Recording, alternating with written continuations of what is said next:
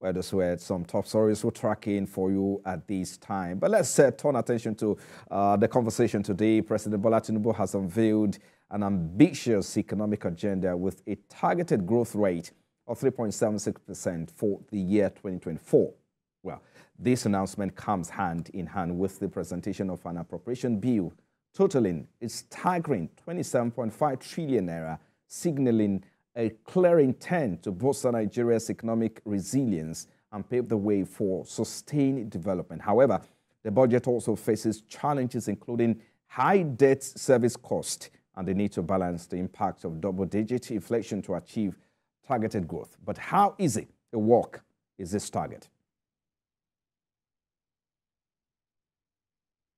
Well, that's the biggest question of the day. Let's get talking right away. I'm joined by the CEO Finance with Mukhtar, Mr. Mukhtar Mohammed. He joins me virtually now. Thank you, Mr. Mukhtar, for joining us. We appreciate you for joining us again. Yeah, let's begin this way. President Tinubu is targeting about 3.76% economic growth in the 2024 fiscal year, above the forecast by the World Bank and IMF put together. If you look at the IMF and World Bank, they are looking about 2.9% and 3%. So this is quite ambitious, according to many. How would you describe this?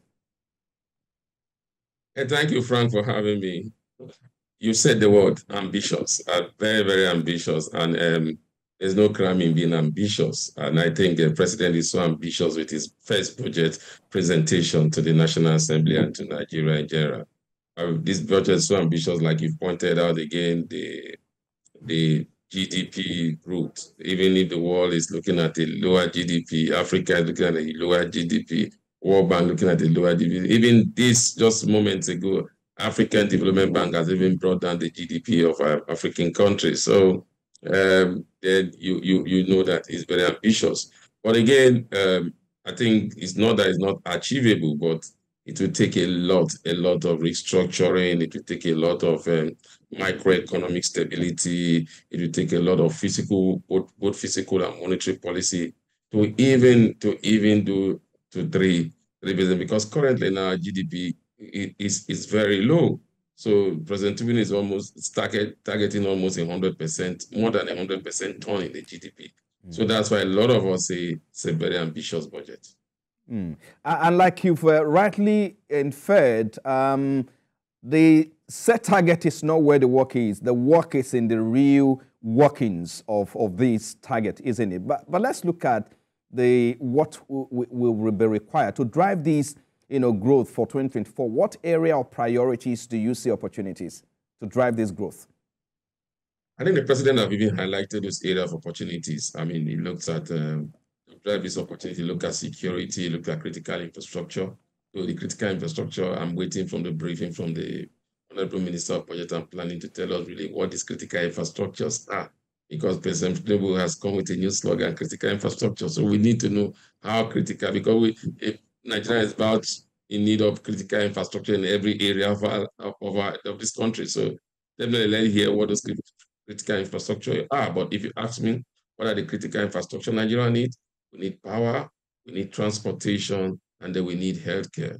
And the President Tinubu talked about capacity building, and he talked about education, and that's where the student loan came in. I think no government have seen the human capital in Nigeria as a means to build capacity. I think he is the first that is looking at that critically and saying, look, how can we build capacity? It's not just by giving the budget to the education ministry. Also, we need to help. We need to begin to give loans to students so that they can be able to finish, and then we have that capacity building as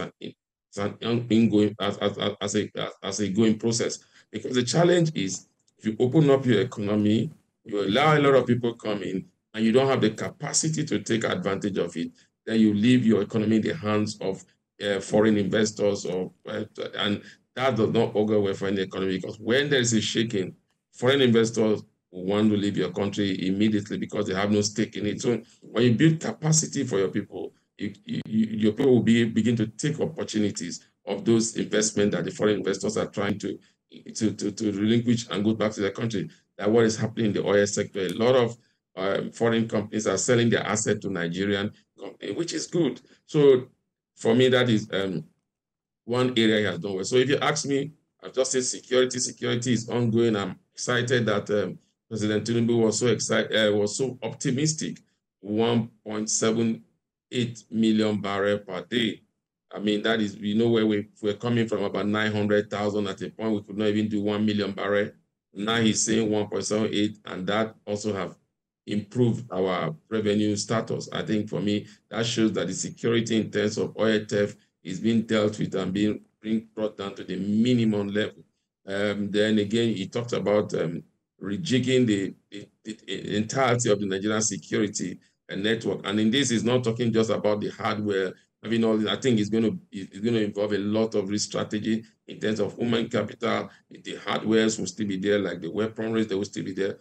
But I think more or less it's talking about human capital, making the morals of our soldiers high to be able to confront the common enemy that this nation have. Because it's by those things that someone will be able to say, look, I'm ready to lay down my life for my nation. I think those are an comprehensive package that President Tinubu is working towards for the military. And for education, he have set it up, student loan. But again, I have my challenge when it comes to student loan. We need to draw out who are these people that are entitled to this loan. And we need to go back a little because he said it must be an household that will be able to earn about 500,000 naira in a year. And if you look at that the minimum wage, that means a lot of vulnerable Nigerians might not be partaker of this student loan. So we may need to look at it, and he should work with the higher institutions to see this a good idea come to fruit. Well, yes, of course, this is ambitious, has been described by many, including you. I mean, yes, of course, some people will say this is not enough for an economy with a population of 200 million people. Yes, of course, this is also has been lauded. It's the highest in the history of Nigeria's budgetary system. So, but let's talk about the concerns, therefore. The budget faces a lot of concern, and one is the cost of debt, right? The debt service cost and the need to balance the impact of double-digit inflation. How do you see the government addressing these concerns and creating a balance between growth and debt management? Well, some people will say debt growth is coming to debt, so it depends on the type of growth you want to build. It's like if you're in a company, you want to expand, you might be looking for more facilities, you'll be looking for more debt, and then so that you can expand and grow your revenue, then pay off the debt. So that one is at one hand. So definitely debt in itself it's not so much of a bad, but what we've seen bad thing. What we've seen is that the previous administration have gone neck in deep into debt and leaving the incoming administration with no other options than to pay up this debt and also not be able to collect more debt. And even if President Tinubu is applying for most of this debt, his own administration might not even pay up this debt because this debt are like the $7.8 billion is a debt that will start paying in 22 years from now. So at that time, President Tinubu had left. So and the interest is about 2.5%, which for me is very good.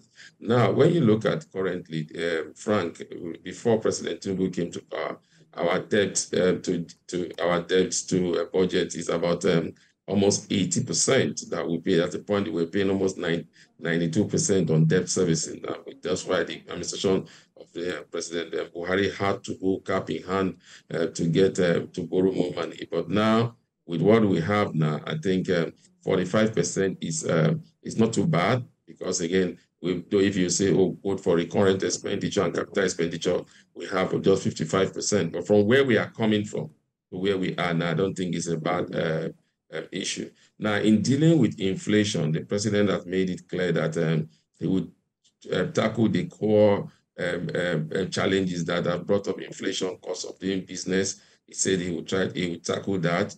So we're waiting for the Minister of Budget and Planning to tell us how they are going to tackle that. He said that he would tackle the macroeconomic instability so that we can have inflationary pressure come down. For me, again, that is a very ambitious plan to see inflation come down to 21.4% from a high of almost 30%. I think a lot of things need to be sorted at both the monetary side and the physical side, especially the monetary side, because we are dealing with a monster and we are dealing with a liquidity challenge that should be able to address this monster called inflation. So on the physical side, they have also had to look at how we can begin to grow what we eat or bring a policy that would stimulate the productive sector of the Nigerian economy. Because as it stands now, the productive sector of the Nigerian economy is more or less dead. So I think that is what it should be looking into. Hello, Mr. Mukhtar. Can you hear me? Are you there? Yes, I can hear you. I'm here. Oh, okay. Yeah, you talked about inflation target, of course, which the president did say that the inflation target for 2024 will be around 21%, just a little bit above 21%. And perhaps the reason why the president is setting, that target is because of his various interventions and in recent times, some of the reforms we've seen since he took over the reins of power. Don't you think that it's adding up and you think it's not significant enough to bring down inflation from a high of 27% last month to 21% in 2024? Frank, you must know that inflation based on even KPMG, World Bank, inflation is going to hit almost 30% before the end of the year. And if you go by what the CBN governor said, he said for the next two, even before without the NPC meeting, they are going to hike rate. And so that also will bring cost of funding high, and that will also have an impact in inflation.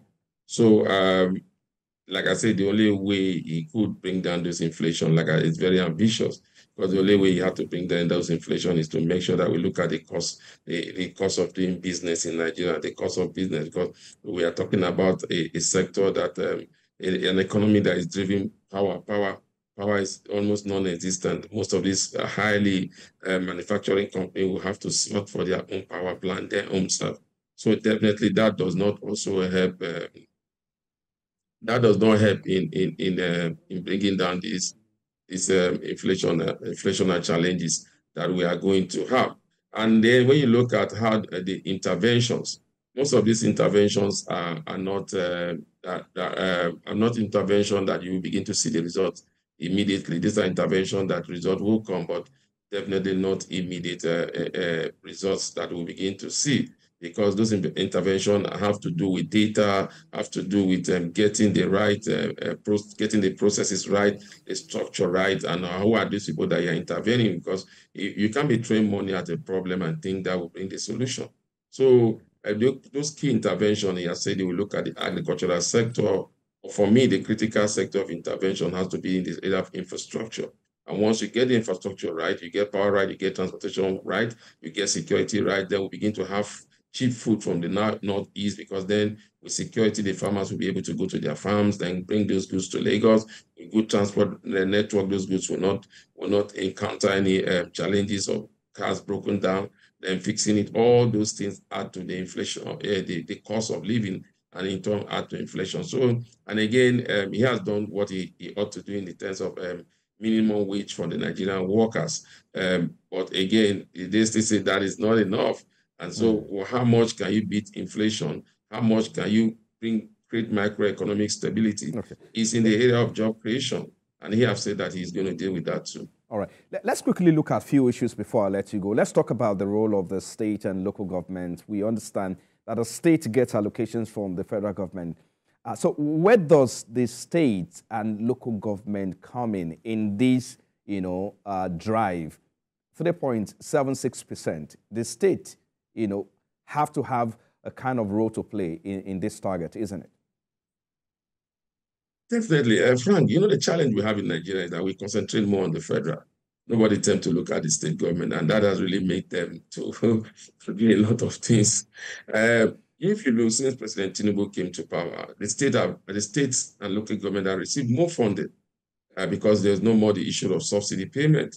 I think when he came to power sometime in June, they received the highest funding ever, about 1 trillion, was shared by the 3 tiers of government. So they have a bigger role to play, even in that, because they are the ones that are closer to the people, especially the local government. When President Tinubu is talking about infrastructure, I think we look at infrastructure right from when you leave your house, and that means you're dealing with the local government. You go to the main street, you're dealing with the state government. You go to the federal highway, you're dealing with the federal government. So in this, we need to see improvement of that, especially with the kind of revenue they are getting from the federation account. And also, they are also almost all states are improving their internal generated revenue. So the state have a larger role to play.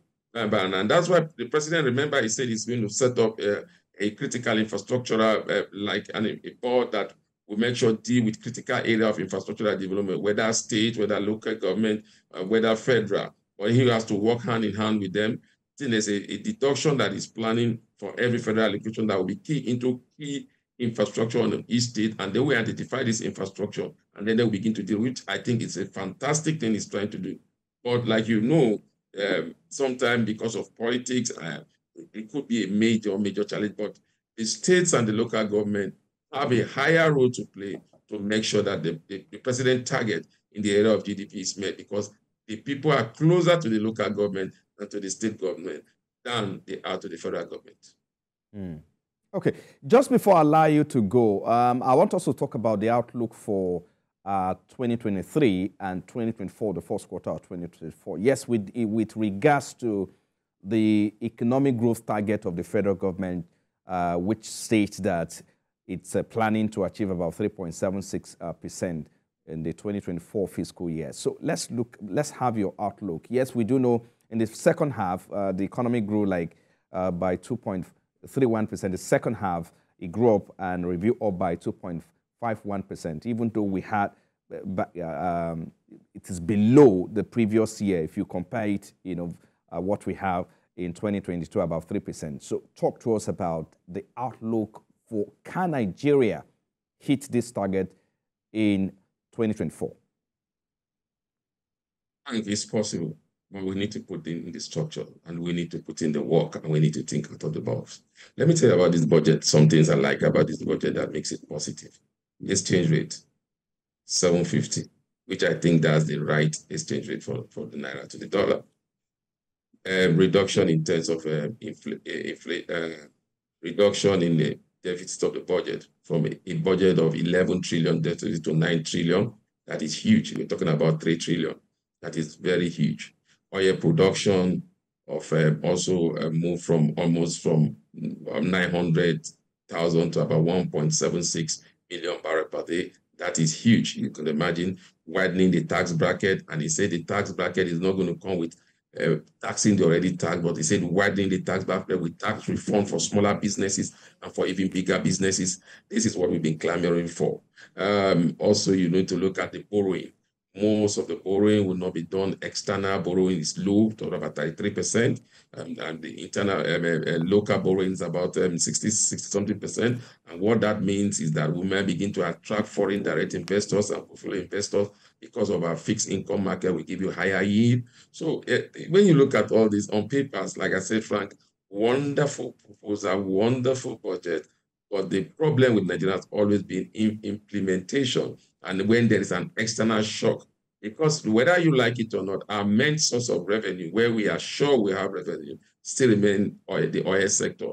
Because the other sectors, what they bring to us is not commensurate to what we grew our GDP. So definitely we must guide that sector jealously to be able to achieve all this. So I think it is achievable first quarter. I think for me, what I'm looking for to first quarter is the stability of the exchange rate to that 750. For me, that would be a huge achievement. That would drive down inflation. Maybe that's why the president thinks he will bring inflation down to 21.4%, because if you look at about 80% of what we consume is imported into this country. And so when you look at the exchange rate, that means cost of some of this going up. So if you're able to bring that exchange rate to 750 uniformly, both the parallel and the official market, then you have succeeded in bringing down inflation, like what happened in Kenya. So I think the president is looking at that, and that's why maybe he's optimistic. So for me, first quarter, what do I want us to deal with, both the physical and the monetary side? Think of how you can create stability in the exchange rate. When you do that, you bring down inflation, and that will improve our trade with other nations, that will attract liquidity into the economy, that will also create job opportunity for Nigerians. And once you start that in in an economy like as large as ours that is consumer driven, once the consumer knows that they have funds in their hand, then they will be able to galvanize the economy. Then you have a snowball effect in every area of the economy. And then with that, inflation will naturally take its place, will be in a downward trend. All right. Well, sir, thank you so much for your time, Mr. Mukhtar Mohammed, CEO Finance Week with Mukhtar. Thank you so much for joining us on Business Nigeria. Thank you for having me, Frank.